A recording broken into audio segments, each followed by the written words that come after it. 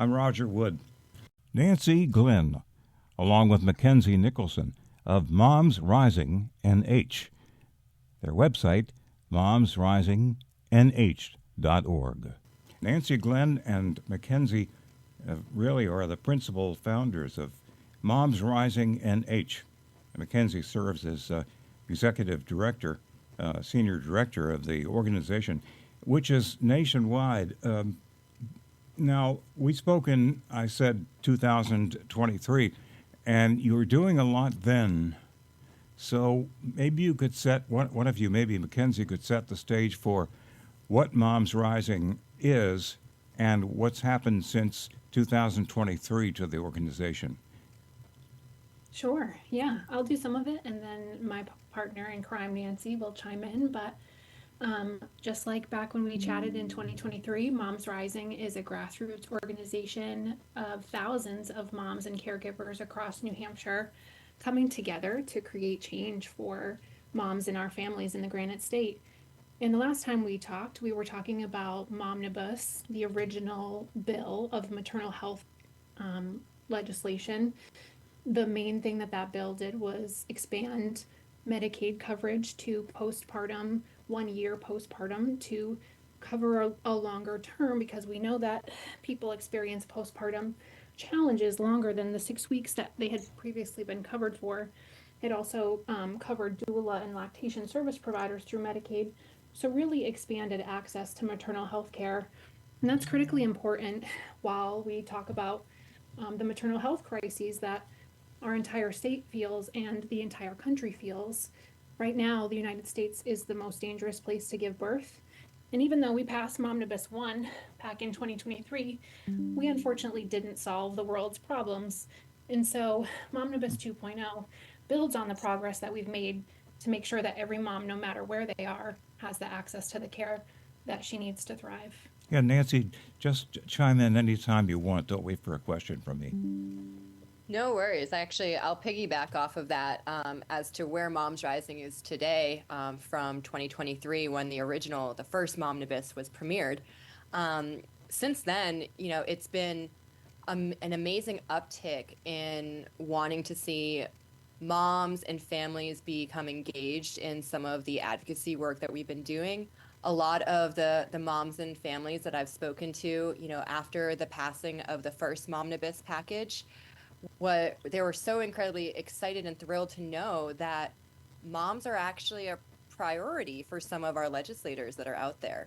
And to know that this group of folks are paying attention to moms and families to be able to pass these policies to make a difference has really amped up a lot of our members and the moms in our state to want to get involved, and honestly, I want to say that we are having a lot of momentum as we go into the Momnibus 2.0 as well with all of our members because of some of the success that came from the first Momnibus. Talk to me about this, if you either one of you really. You've both faced challenges in bringing up children, and I know that from our earlier conversation. If Moms Rising was around then, would that have helped you? Somebody?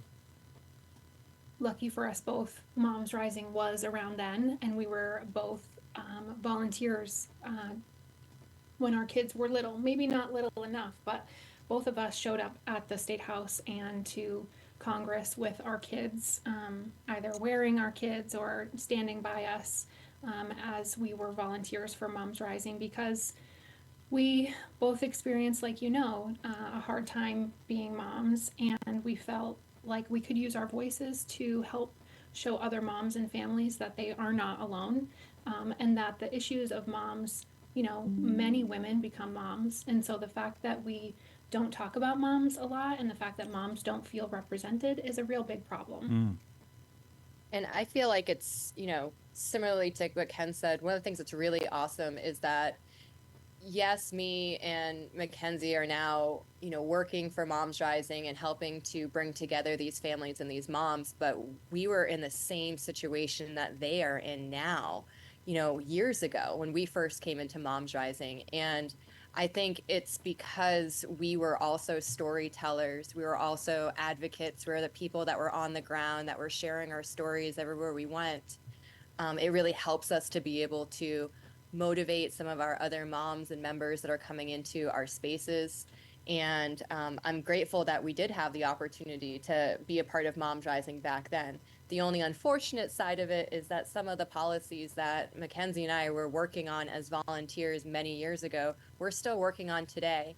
I'm optimistic that, again, moms are being put as a priority now, and taking a look at some of the legislation that's passed recently, I'm feeling a little bit better. But I want to say that the community aspect of Moms Rising that we were a part of back then has only grown stronger today.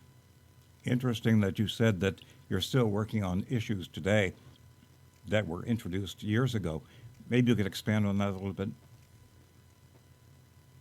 Yeah, absolutely. So, I mean, Momnibus 2.0, like we talked about earlier, is obviously an expansion of some of the maternal health work that started long before Nancy and I came into the game. But actually, I came to Moms Rising with a paid leave story, and I'm sad to say that 10 years later, I've seen the issue come full circle, with the United States still not having a universal paid leave program, and New Hampshire passing a voluntary paid leave program that is just 2 years old now, and is actually 18,000 Granite Staters are enrolled in this program, and there's a bill in front of the state legislature this year to repeal that bill. And so I came into this work not having access to paid leave in my job, where I was advocating for women to have access and everyone to have access to paid leave.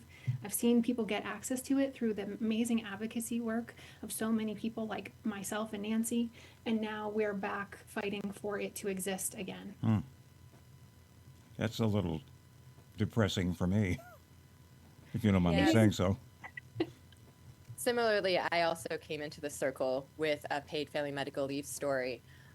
But also, I think this kind of goes right back to Momnibus 2.0 as well, where, there's a strong emphasis on maternal mental health in these Momnibus bills that we've been talking about the last few years. And, with my experience of losing a child and being on state Medicaid insurance and having my insurance cut off right when I was getting some bereavement therapy from losing my son, and having some medical complications that I had to deal with as well, and then again losing some of that health coverage, losing my access to mental health in a time that I was extremely vulnerable and needed it the most. I think that's one of the other pieces of, again, something that we experienced many moons ago that we're still seeing today, but the difference is now we're seeing a lot more motivation and momentum behind making changes to these policies, so then other families don't experience the things that we did. Is a lot of your work involved, does a lot of your work involve working with moms that have postpartum depression? Because I've read a lot about issues of postpartum depression that might have contributed to family tragedies. I think in the United States and in New Hampshire, maternal mental health struggles go largely unnoticed. And so I think, of course, we work with moms who are struggling with maternal mental health, as so many of us do, and many of us struggle silently because there are barriers for us getting the care and support that we need. Not just cost, but also physical barriers, access to care barriers. And so while it might not be incredibly obvious that we're working with postpartum depression folks, I think the reality is that many of us struggle behind the scenes, and we'll never know. And I think the Momnibus bills too, and the talking more of the conversations around mental health, and particularly on maternal mental health. I think another reason why we didn't really hear a lot about it was because there's a stigma behind even saying that, hey, I'm not doing well. Caregivers are expected to do it all. And not only to do it all, but to do it all well and with a smile on their face. And a lot of times, just having a conversation about some of the struggles that you're having is something that a lot of people don't necessarily accept as easily in our society. And I think we're, destigmatizing, maternal mental health, and, sharing your story and speaking out about your experiences. I want to get into Momnibus 2 in just a minute. Very interesting talk about postpartum depression and other issues involving moms. Let me read what you already know about Momnibus 2's legislation that you're supporting. A bill that improves maternal mental health, expands family supports, strengthens workforce protections, and supports moms across New Hampshire. Maybe you could parse that a little bit as to expanding on what you actually want. Well, we really want a world where all moms and families can thrive and have the support and ability to do so. But what Momnibus 2.0 is going to deliver right now is some serious solutions for our families. So in that sort of segment, and again, we're talking about policy, so anything here that we talk about could change. But in the segment where we talk about maternal mental health, the biggest thing that we're talking about there is making sure that moms get a mental health screening at the child's well visit and not necessarily at that 6-week OBGYN appointment, because we know that moms don't always prioritize their own care. And if they're going to get to a doctor's visit, it's likely going to be the one for their kiddo. There's so many visits in those first few months. And so making sure that they get screened earlier is going to be better for moms. The other piece of that creates a perinatal psychiatric consult line, basically a phone line from provider to connect perinatal psychiatric folks who are really well versed in medicine to OBGYNs who are working with moms so that they can get moms the care they need faster. That's that first piece of the maternal mental health element of Momnibus 2.0. That second part about supporting moms across New Hampshire includes maternal health training for rural EMS providers, because we know that the nearest hospital isn't always close. And in the past couple of decades, we've lost 11 labor and delivery units. And as women get further and further away from a labor and delivery unit, we know that EMS providers need to be trained in how to deal with those situations. This section also asks the Department of Health and Human Services to study the barriers and sustainability of independent birth centers, because we know that having more options for families means better outcomes for moms and babies. Momnibus 2.0 also expands family supports. It requires coverage of home visiting, because we know that being a new mom is easier with expert support. A home visitor is exactly that. It's expert support in your home, helping you after you've welcomed a new baby. Also in this section, we asked DHHS to develop a plan for certifying perinatal peer support specialists, because we know that moms deserve support from people who have been there. And perinatal peer support is exactly what it sounds like. It's a group of moms all going through the process together and being in a community, which we know more than anybody how incredibly beneficial that is for moms. Lastly, it allows the department to adjust Medicaid rates to make co-pays a little bit more affordable for families.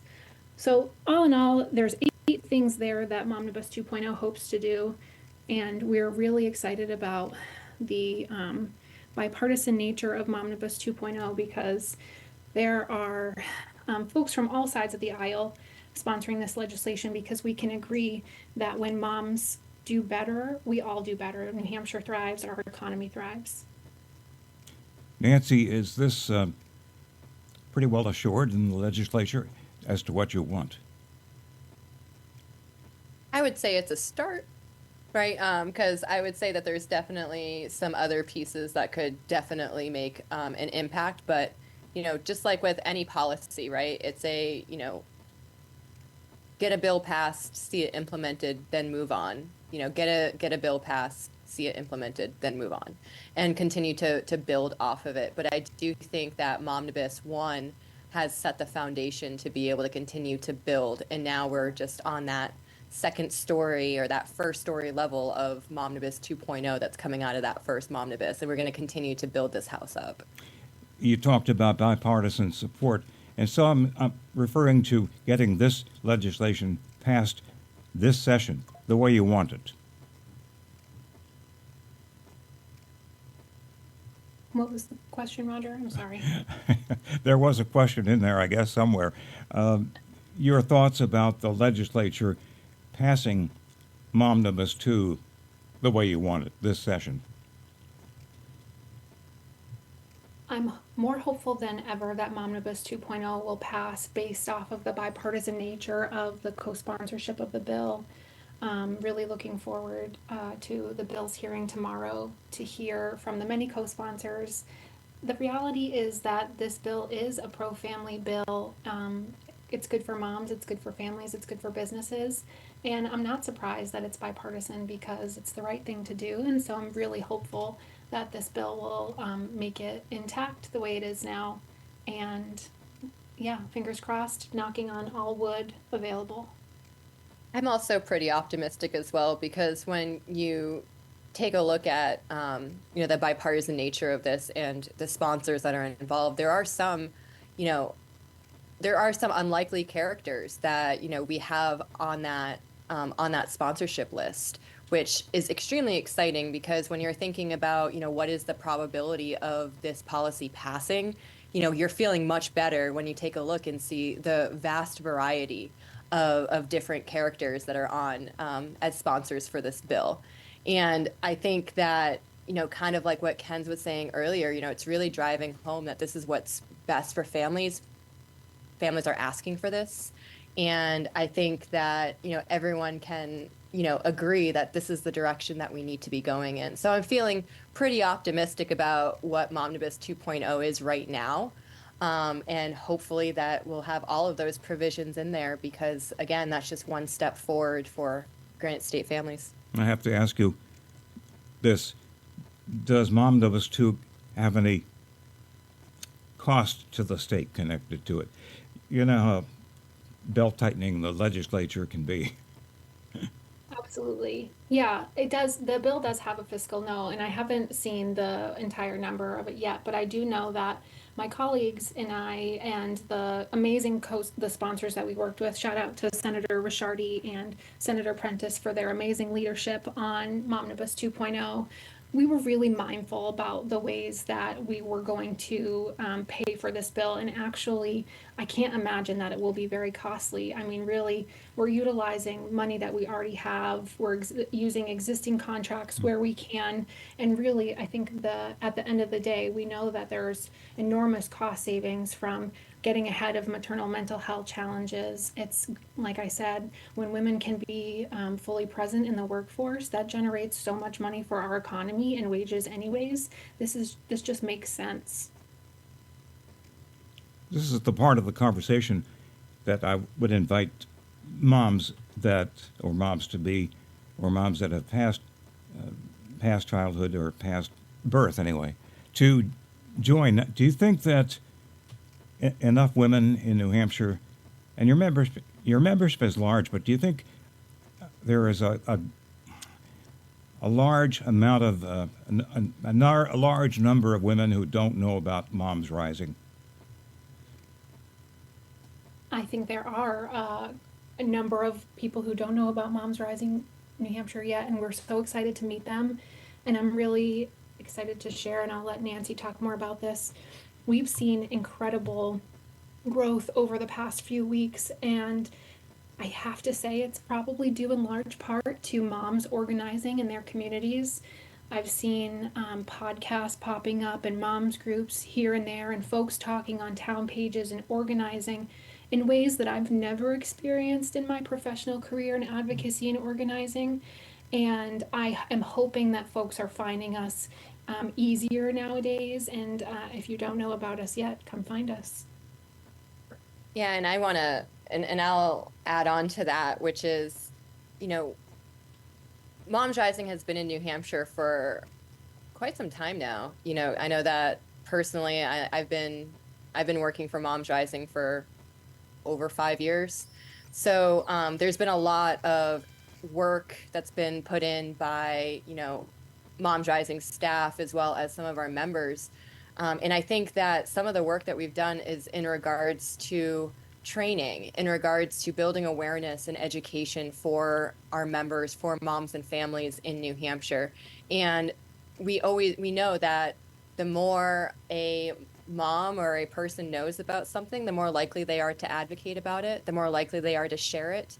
So similarly to what Ken said earlier too, which is like our growth has been, phenomenal over the last couple of years, with some of our members learning how to advocate for the things that they care about, learning, how do you submit online testimony? How do you, write it and a letter to the editor or get involved in your local politics as well, whether it be school boards or whether it be select boards, as well as, looking at state representatives, senators, and so on and so forth.